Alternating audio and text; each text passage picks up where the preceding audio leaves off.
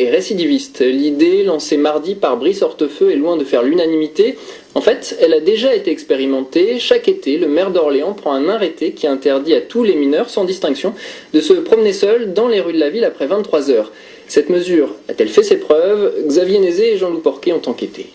Il est, de notre point de vue, anormal que des enfants de 6 ans, 7 ans, 8 ans soient dehors, livrés à eux-mêmes, à minuit, à 2 heures, à 3 heures du matin. Le couvre-feu pour les mineurs de moins de 13 ans l'été dans les quartiers populaires d'Orléans, ça a été l'une des premières décisions de l'équipe municipale élue en 2001. Contesté devant les tribunaux, l'arrêté a finalement été validé par le Conseil d'État puis reconduit chaque année.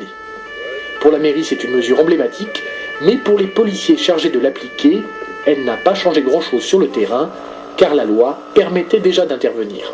Pour nous, ça ne change en rien notre charge de travail. À chaque fois qu'on a affaire à un mineur, la politique et la mise en œuvre donc, est toujours identique. Elle est conforme à la loi. On le faisait avant les arrêtés, on le fait pendant les arrêtés et on le fera aussi après les arrêtés. Le nombre de mineurs de moins de 13 ans interpellés grâce à ces arrêtés se compterait sur les doigts de la main. Une statistique approximative qui, selon la mairie, démontre toute leur efficacité et leur caractère dissuasif.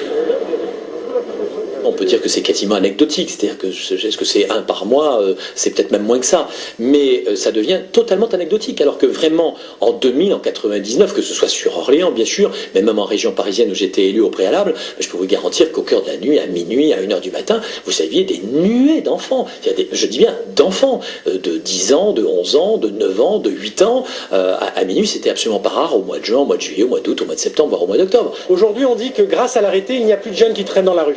Sauf qu'avant l'arrêté, il n'y avait que très peu de jeunes qui traînaient dans la rue. Les jeunes de moins de 13 ans sont vraiment très peu nombreux à traîner dans la rue après 23 heures. Donc l'arrêté qui a été mis en place durant de nombreux étés depuis 2001 montre bien l'inefficacité de cette mesure et ne s'attaque qu'aux conséquences et non aux causes de la délinquance.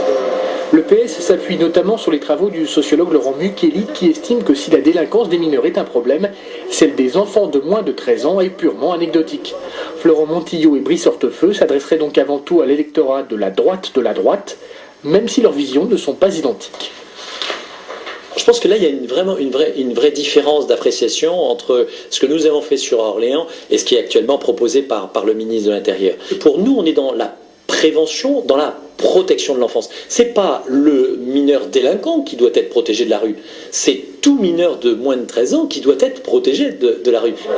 Le débat va se poursuivre dans les semaines qui viennent. Florent Montillot fera entendre sa voix. Il souhaite une modification de la loi pour interdire les sorties nocturnes aux mineurs de moins de 13 ans toute l'année et dans toutes les villes de France.